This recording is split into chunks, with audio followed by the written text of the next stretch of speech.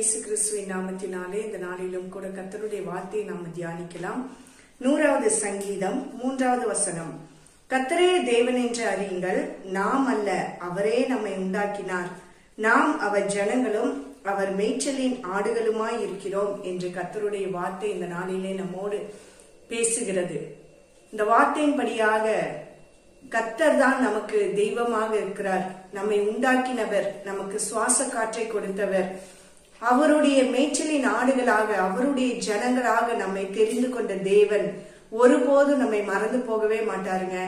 இன்னைக்கு எனக்கு ஒன்னும் இல்ல, குறைவுல இருக்கேன், என்கிட்ட எந்த ஒரு காரியமும் ஆசீர்வாதமாவே இல்ல, எனக்கு மனசுல நிம்மதியே இல்ல, குடும்பத்துல பிரச்சனைகள், போராட்டங்கள், கண்ணீர்கள் மாறவே இல்லை அப்படின்னு சொல்லி நீங்க தவித்து கொண்டு இருப்பீங்களே. ஆனா இந்த வார்த்தைக்கு நேராக உங்களை திருப்பி கர்த்தரிடத்திலே கேளுங்க. ஆண்டவரே, நீ தான் என்னுடைய மேய்ப்பரா இருக்கிறீர்.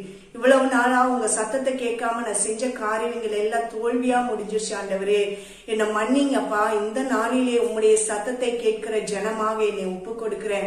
உம்முடைய சத்தத்தை கேட்கிற ஆடாக என்னை ஒப்பு கொடுக்கிற ஆண்டவரே, என்னை அமர்ந்த தண்ணீர்ல நீங்க நடத்துகிற தேவனாக இருக்கிறீங்கன்னு சொல்லி நீங்க அவரை நோக்கி கூப்பிடும் போது நம்ம கிட்ட இருக்கிற எல்லா தாழ்ச்சியும் மாற்ற அவர் சர்வ வல்லமையுள்ள தேவனாக இருக்கிறார்.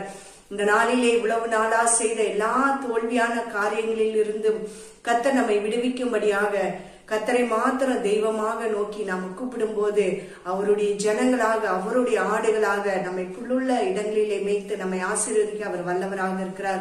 இந்த வார்த்தைக்கு நேராக நம்மை திருப்பினவர்களாக நம்ம ஜெபிக்க ஒப்பு கொடுக்கலாமா?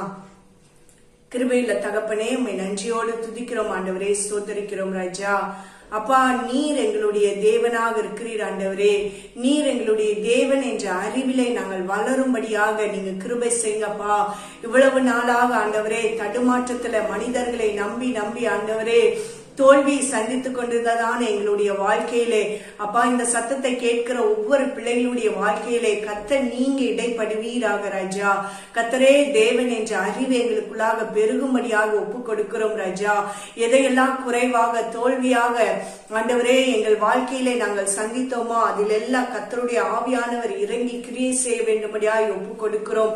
நீர் அப்பா உம்முடைய ஜனங்களாக, உம்முடைய மேய்ச்சலின் ஆடுகளாக எங்களை வழிநடத்த நீர் வல்லவராக இருக்கிறீர். உம்மை விட்டு தூரம் போன எல்லா காரியங்களையும் மன்னித்து அப்பா உங்க சத்தத்தை கேட்டு உமக்கு நேராக திரும்ப எங்களை அர்ப்பணிக்கிறோம் ராஜா. நீர் எங்களுடைய தேவனாக இருந்து எங்களை வழி நடத்துங்க என்று எங்களை தாழ்த்தி அர்ப்பணித்து ஜெபிக்கிறோம் ஜீவனுள்ள நல்ல தகப்பனே, ஆமேன். கர்த்தர் இந்த வார்த்தையின்படியாக இந்த நாளிலே நம்மை நடத்தி ஆசீர்வதிப்பாராக. God bless you. God bless you.